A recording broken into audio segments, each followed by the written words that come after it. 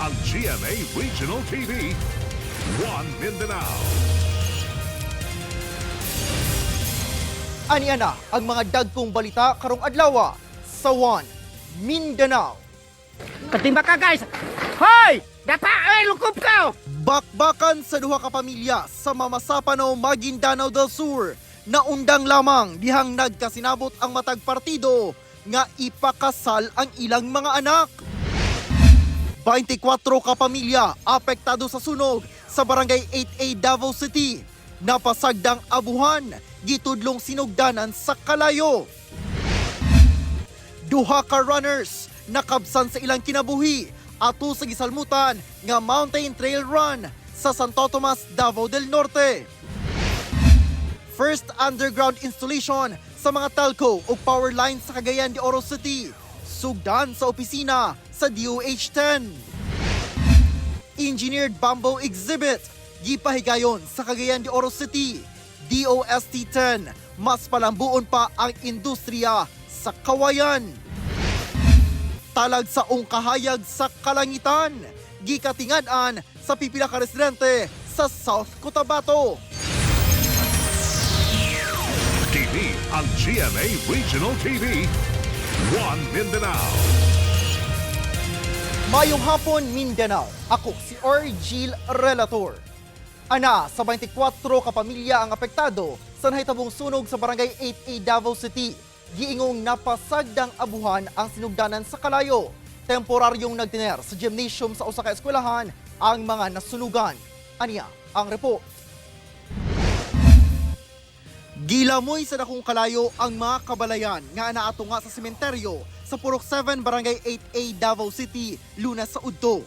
Paspas mekanit ang kalayo tungod kay gama sa light materials o dikit-dikit ang mga balay. Human ang usa ka oras, ana sa 18 ka mga balay ang naabo. Tanaw na ako dire, ako nakahigsiga dire. Tapos atong pagbuto ng pagbuto atong gasol. Sabog na siya, dako nisamot na. Nauna dire ang balay. Tanaw mi dire kay makita man ito naman ng taas. Asuman. Ano nga napoy nagtik sa mua nga amo ano balay dire nasunog. Mutong adto dire mi dire. Pag-abot mo ugdaw naman. Ana sa 24 ka mga pamilya o sobra 90 ka mga individual ang apektado sa sunog. Sumala sa investigador sa Bureau of Fire, ang hinungdan sa sunog, katong napasagdahan nga abuhan. Naka-rescue na mo na purok leader na natirahan o fire extinguisher, pero di na gud niya makaya kay light material ram gud ang mga gamit sa balay. Kasamtangang nagtiner sa gym sa Davao City National High School Annex ang mga apektadong residente. Makahatag og katong mga ginamit na ninyo mga used clothes or mga gamit sa panimalay na mga bisag kabo, langgana ba di ang awa na ninyo gigamit or kung makadonate mo og mga lansang ba o bisag karang koko nga lumber lang. Kauban si Jojo Solarte sa kamera. Ako si Orgil Relator. One Mindanao. Duha ka runners ang nakabsan sa ilang kinabuhi dihang nisalmot sa Mountain Trail Run sa Santo Tomas sa Davao del Norte. Base sa medical findings, usa sa mga runner ang nakasinati og komplikasyon tungod matud pa sa heat stroke. Aniya ang dugang detalye. Gikumpirma sa Bukidnon Santo Tomas Mountain Trail Ultra Organizer pinaagi sa ilang social media account nga duha ka runners nga nisalmot sa maong aktibidad sa Santo Tomas, Davao del Norte ang nakabsan sa kinabuhi. Sa investigasyon sa Santo Tomas Police, gipahigayon ang search and rescue operation. Human wala matud pa nakabalik ang usa ka 39 anyos nga 21K runner sa Barangay San Jose Domingo sa Udto. Balik na sa baba ang mga nag-participante and the team found out na kulang nag-isa. So it was reported sa katong naka-lay down dito mga support unit. Hapon na dihang nakita nga wala na'y panimuot ang maong runner sa ubos sa Pangpang. Dead on arrival siya sa health center. Ginasuta pa hinungdan sa kamatayon.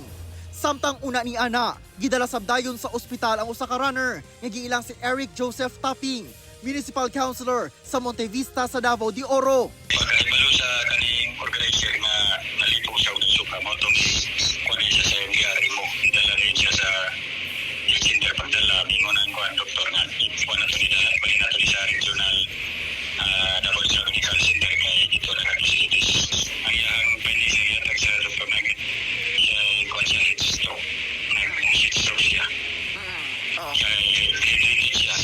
Napanakabsan kini sa iyang kinabuhi Lunes sa buntag. Ang LGU Monte Vista mipaabot sa ilang pahasubo sa pagpanaw ni Councilor Taping. Mipagula og executive order ang mayor sa lungsod alang sa pagdeklara og days of mourning. Wala pa'y pahayag ang LGU Santo Tomas labot sa insidente. Hasta na ang organizer ang wala pa sa official nga pahayag sa hitabo. Padayon ang investigasyon sa kapulisan sa maong hitabo. Ako si Orgil Relator. 1 Mindanao. Atong sayron ang dugang pang mga balita sa Mindanao. Makauban nato si Efren Mamak live sa General Santos City. Efren. Salamat, Argil.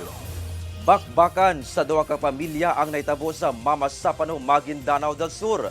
Giingong pagtaban sa mga anak sa duwa ka pamilya ang hinungdan sa Pinosilay. Naundang lamang kini diyang misugot nga ipakasal ang ilang mga anak. Apan wala pa kini gikumpirma sa kapulisan. Aniya ang report.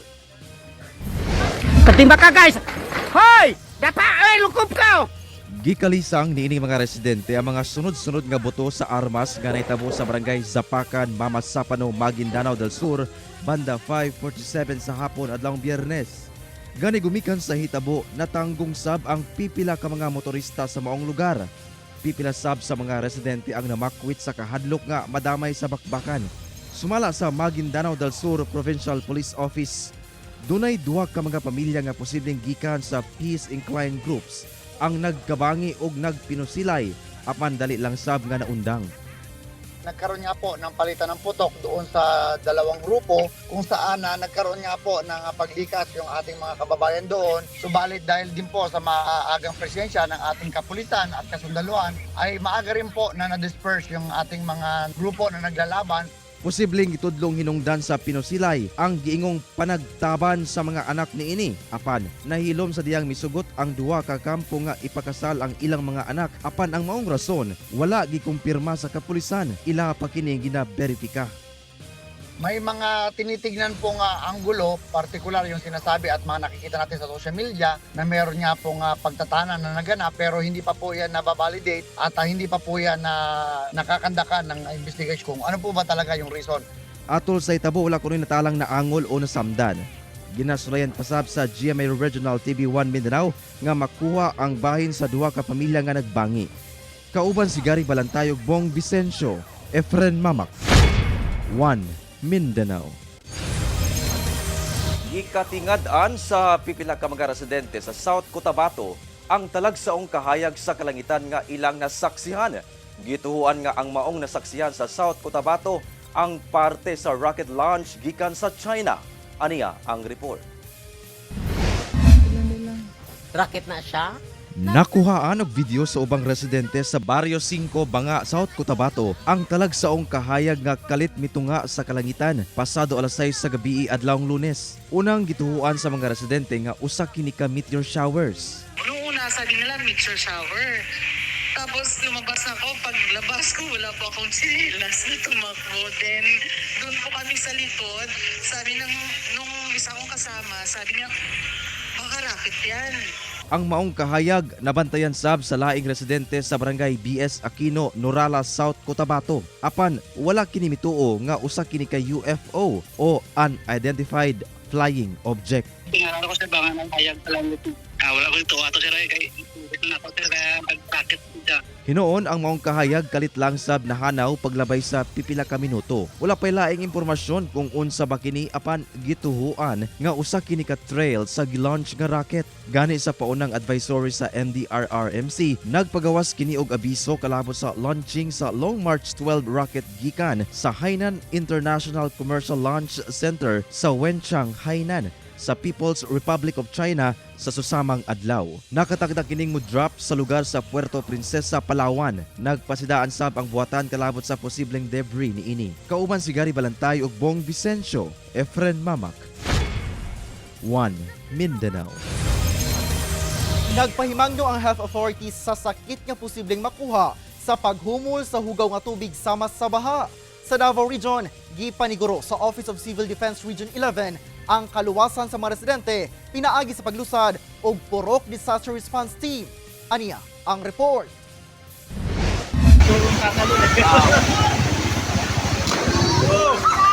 Miambag kining mga bata gikan sa atop sa covered court sa Mabitak, Laguna. Ang ihang mga kauban, gisaka sab ang katapad nga opisina sa LGU aron magsilbing diving board. Aminado ang mga bata nga ikapilang higayon na silang gibadlong sa otoridad. Apan makapilang higayon, gihapon silang nagaambak sa sapa. Sumala sa hepe sa Mabitak Disaster Risk Reduction and Management Office, nangabuslot ang mga atop sa mga opisina tungod sa peligrosong stunt sa mga bata. Plano nilang butangan og harang ang ginaagian sa mga bata aron dili na sila makasaka pa sa atop. Gawas sa delikado, makapilang higayon na sab nga nagpahimangno ang Department of Health nga dili maligo o magdula sa hugaw nga tubig. Sanglit posibleng makakuha og mga sakit sama sa leptospirosis. Sa Davao Region, gisugda na sa Office of Civil Defense 11 ang training sa Purok Disaster Response Team. Diin kada purok, dunay responders. Lakip sa ilang mandato nga masiguro ang kaluwasan sa mga residente, labi na ang mga bata, panahon nga dunay baha. Panahon sa baha, magkaulakaw sa karsada, magdala o magwala ra may mga protective gadget, inana, delikado maguna mga iso no, sa tanang naminaw, kay ano na sakit no, na pwedeng mosulod sa inyong gawas. Lakip sa gihimug-atan ang kaluwasan sa mismo mga rescuer nga mo'y nagahumol sa baha. Ang mga ganina pahimangno po na ko sa LGU, really enough na tagaan na itong training ang mga rescuers. Kaya nga tagaan po na itong mga gamit, insakto na mga gamit para makaperform sila sa ilang trabaho. Ako si Orgil Relator. 1. Mindanao.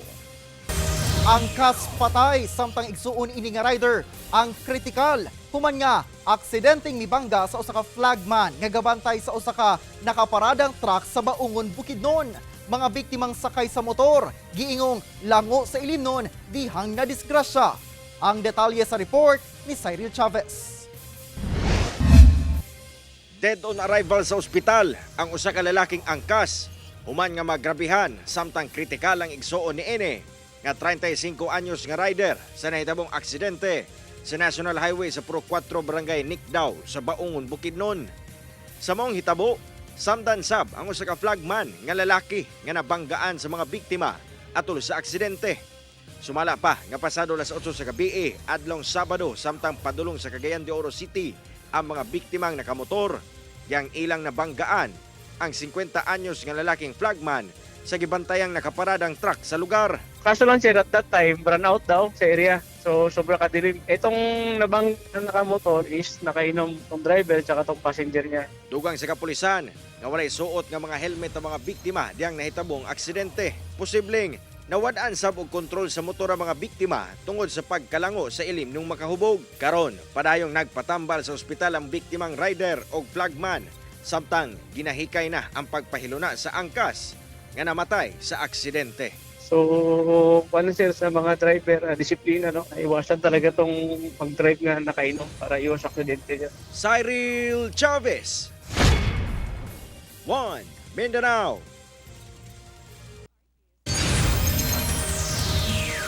TV ang GMA Regional TV. 1 Mindanao.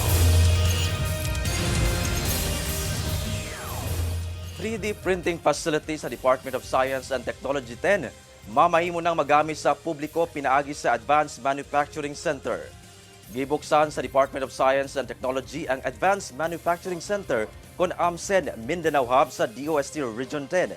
Ang maong pasilidad magsilbing brainstorming center alang sa pagpalambo pa sa technical capacity sa rehiyon pinaagi sa bagong teknolohiya.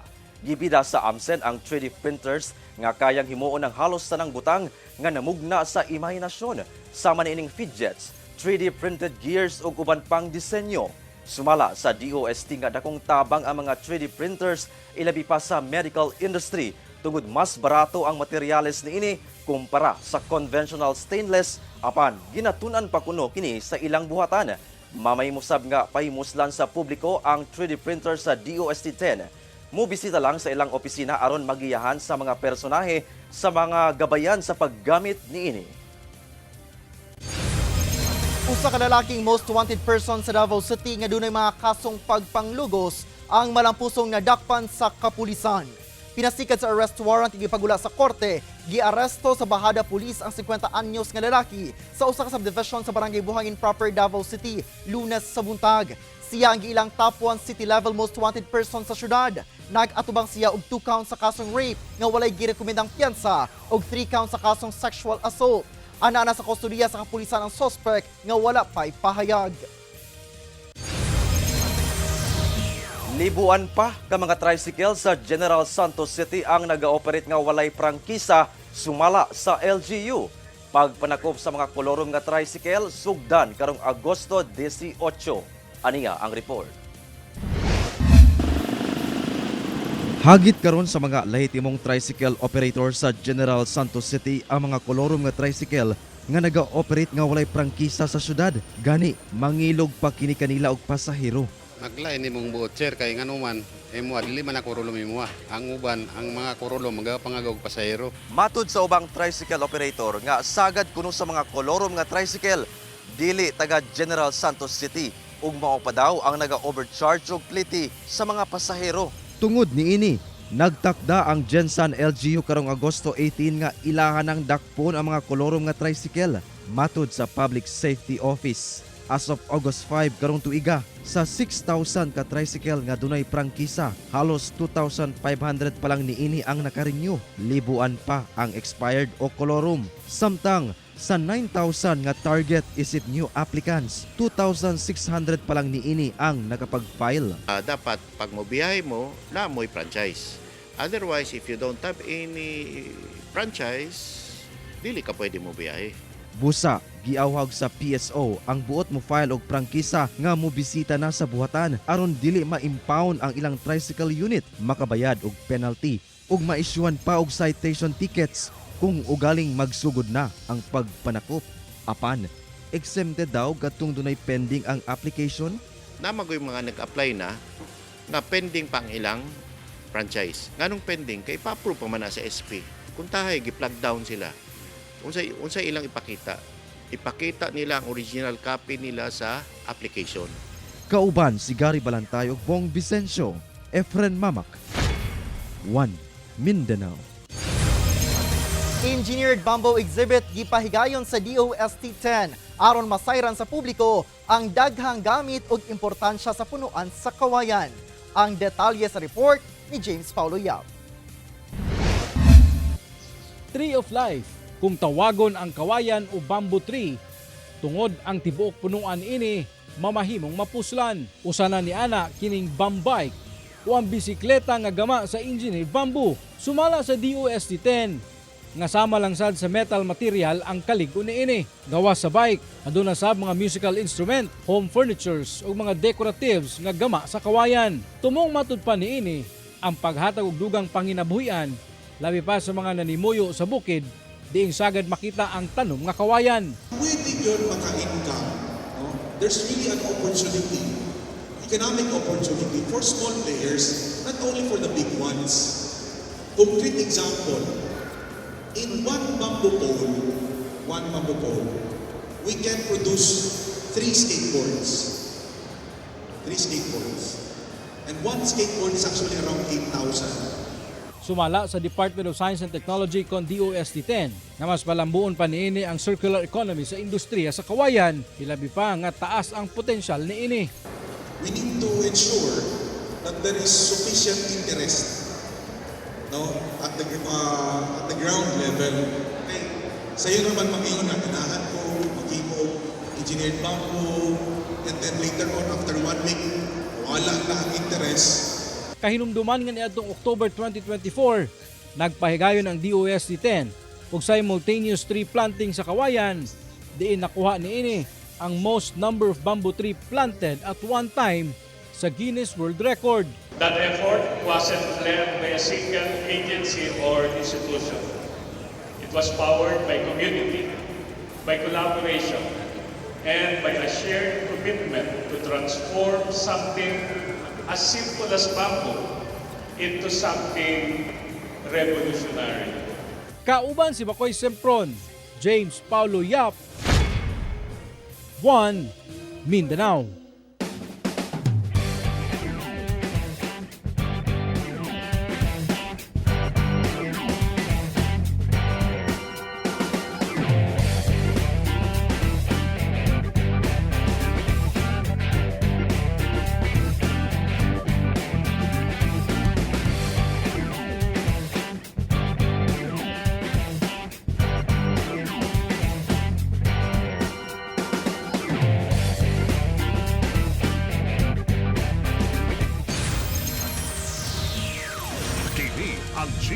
Regional TV, One Mindanao. Subling giawag sa Department of Health Region 12 ang katauhan kalabot sa pagpakgang sa breeding sites sa mga lamok nga magdala og dengue ilabi na karong ting-ulan. Kini bisan pa man ubos ang kaso niini karong tuiga kung itandi sa milabayng tuig sa Region 12. Pagpatuman sa Portis nga taob, taktak, tuyo, takip nga pamaagi sa pagbatok sa pangitlugan sa mga lamok mas gipahugtan. Aniya ang report.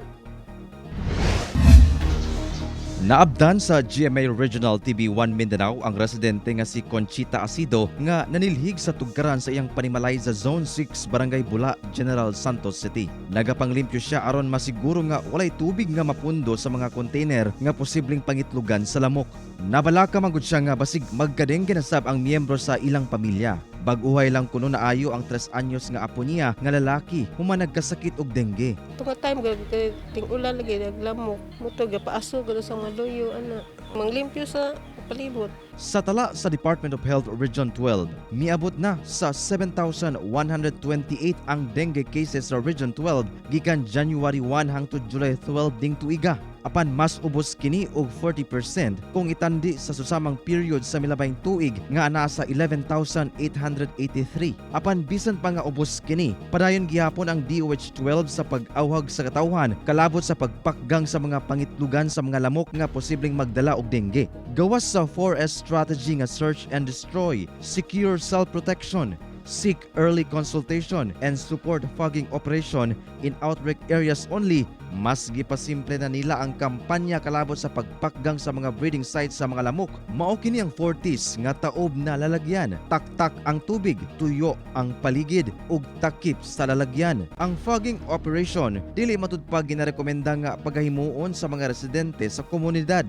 Hindi siya ina-advocate ng ganun sa community kasi hindi siya agad-agad pwedeng gawin na kasimple tulad ng taob, taktak, tuyo, takip. So when it comes to fogging, by request po yan at kakailanganin po ng budget dyan kasi mahal. Kauban si Gary Balantay ug Bong Vicencio, Efren Mamak. 1 Mindanao.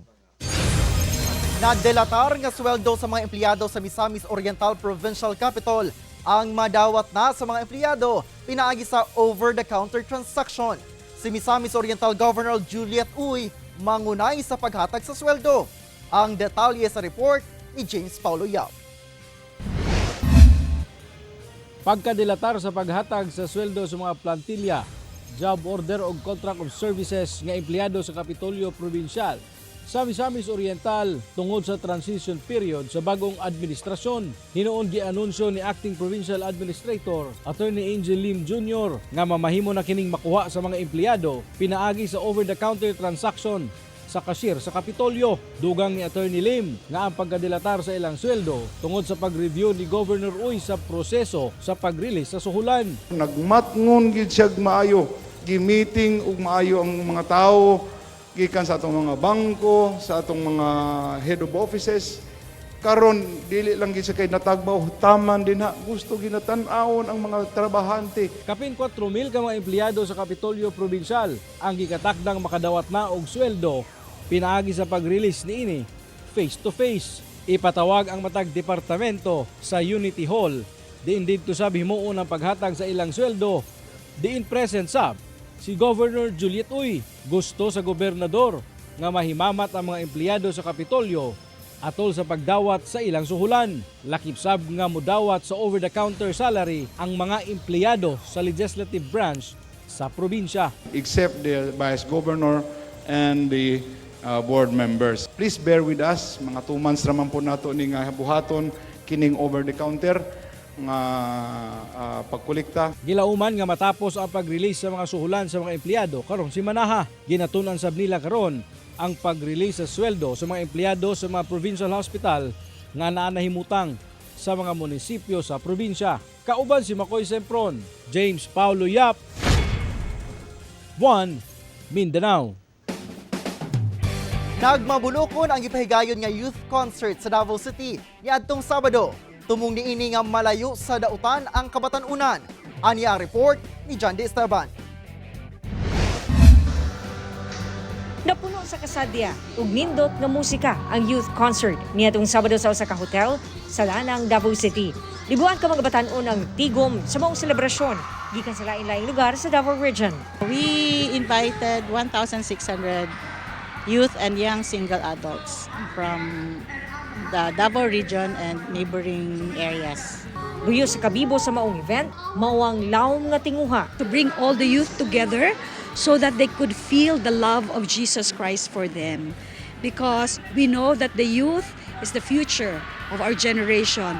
We want them to be ready to take their roles as leaders, as mothers, as fathers, as parents, so we can have better communities. Tuod man, lisod matud pa mapaduol ang mga batan-on ngadto sa Ginoo, labi na sa panahon karon. Apan kinahanglan lang matud pa sila og giya, labi na sa mga ginikanan, aron malayo sila sa dautan. Sumala sa The Church of Jesus Christ of Latter-day Saints, usa sa mga nakita nga hagit sa mga batan-on karon mao ang mental health problem. So if they feel down, if they feel low, then they remember that Jesus Christ loves them, that they are sons and daughters of our Heavenly Father. So this gives them joy. This gives them strength to go through life. Kauban si Bebot Cajes sa kamera, Jandy Esteban. 1 Mindanao. Dosa ka mga maanyag nga kandidata sa Miss Cagayan de Oro City 2025, mirampa ug mibida ang mga local nga designers ato sa Miss Cagayan de Oro 2025 pageant preliminaries. The night is full of glamour and colors. Ingon ani ang sitwasyon ato sa pagrampa sa dosa ka mga maanyag nga mga kandidata sa Miss Cagayan de Oro 2025 pageant preliminaries nga gihimo sulod sa usa ka dakong mall sa downtown area sa syudad. Suot-suot ang ilang mga evening gown nga gama sa local designer sa syudad. Usa-usa nga gipakita sa mga kandidata ang ilang kaanyag ngadto sa mga judges ug mga mananaway.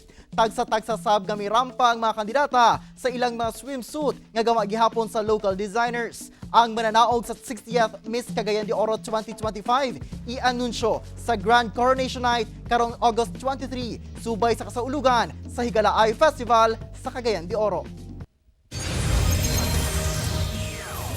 Ug mao kadto ang maulahing balita sa Mindanao karong adlaw.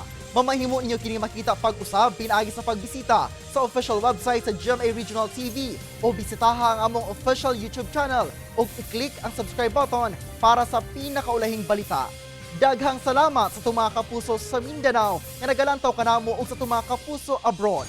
Parayon lang sa pagtutok sa mga lokal nga balita matag adlaw tungod sa GMA Regional TV. Local News Matters. Kami ang GMA Regional TV 1 Mindanao, tibuok pwersa para sa mas dakong misyon ug masalapad nga pagserbisyo sa nasod.